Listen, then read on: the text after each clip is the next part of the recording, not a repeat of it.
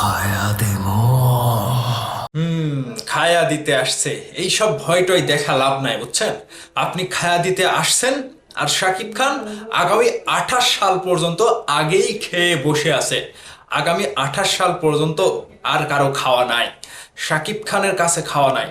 অন্তত যে সকল প্রযোজক পরিচালক শাকিব খানের কাছে শিডিউল না পেয়ে তারা এখন না খাওয়ার যন্ত্রণায়, পেটের যন্ত্রণায় জ্বলতেছেন, শাকিব খানকে ছোট করে কথা বলতেছেন, আপনাদের আসলেই খাওয়া নাই।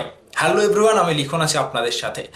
কিছু কথা না বললে নয়, শাকিব খানকে নিয়ে কিছু যুক্তিপূর্ণ কথা কিংবা শাকিব খানের কিছু লেটেস্ট আপডেট আপনাদেরকে জানাতে আসছি। যেখানে ডায়লগটা আসছে খাইয়া দিমু খাইয়া দিমু খাইয়া দিমু, হ্যাঁ, কিরম খাওয়াই দিতে পারেন সেটা আমরা দেখব।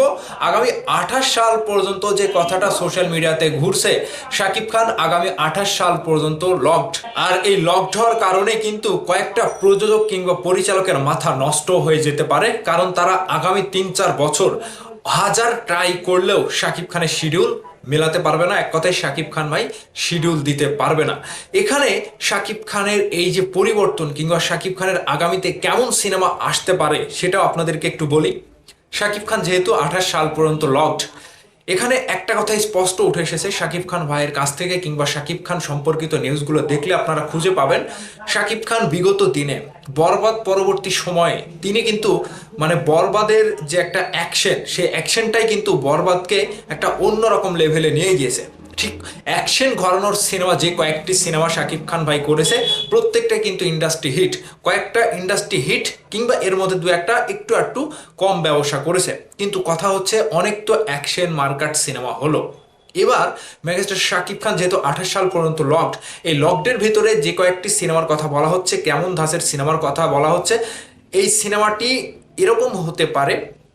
প্রিয়তমার পরবর্তীতে যে অ্যাকশন ঘরানোর সিনেমা করেছে শাকিব খান, তার বাইরে গিয়ে এবার সোলজার, প্রিন্স, এই সিনেমাগুলো শেষ করে শাকিব খান আবার রোমান্টিক সিনেমায় ফিরবে, যেটা শাকিব খানের কাছে কিংবা শাকিব খানের ঘনিষ্ঠ কিছু সূত্র কিংবা শাকিব খানের কাছ থেকে এরকমটা কিছু পাওয়া গিয়েছে যে অনেক তো অ্যাকশন তারপরে মানে থ্রিলার এরকম সিনেমা হয়েছে।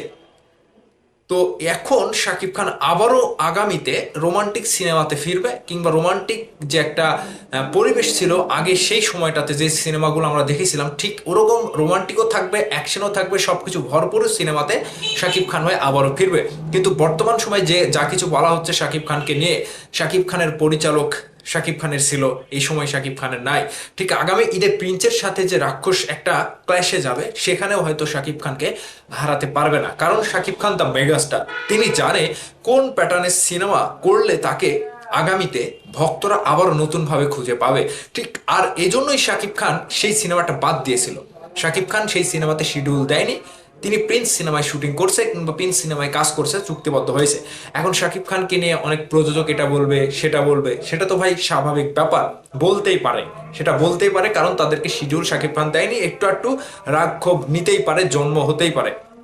ঠিক সেই জায়গা থেকে শাকিব খান ভাই জানে যে তাকে কোন কাজটা করতে হবে, তিনি কোনটা করবে, কিংবা বর্তমান সময়ে কমার্শিয়াল সিনেমার জগতে কোন কাজটা, গল্পটা তার সাথে যায় এবং ভক্তরা আবারও নতুন করে শাকিব খানকে খুঁজে পায়। ঠিক সেই জায়গা থেকে শাকিব খান ভাই বেছে নিয়েছে আগামী 28 সাল পর্যন্ত তিনি এই প্রিন্স এবং সোলজারের পরে আবারও রোমান্টিক সিনেমায় ফিরবে। এখানে অনেকেরই জলাজলি, অনেকেরই মন্তব্য, অনেকেরই কোনো কিছু কথা আমরা শুনতে পাচ্ছি, কিন্তু এগুলো বলে লাভ নাই। শাকিব খান আগামী 28 সাল পর্যন্ত লকড, 28 সাল পর্যন্ত কারো খাওয়া নাই। এটা হচ্ছে একদম রাইট অ্যান্ড সঠিক কথা। সাকিবিয়ানরা আপনাদের মতামত জানাবেন।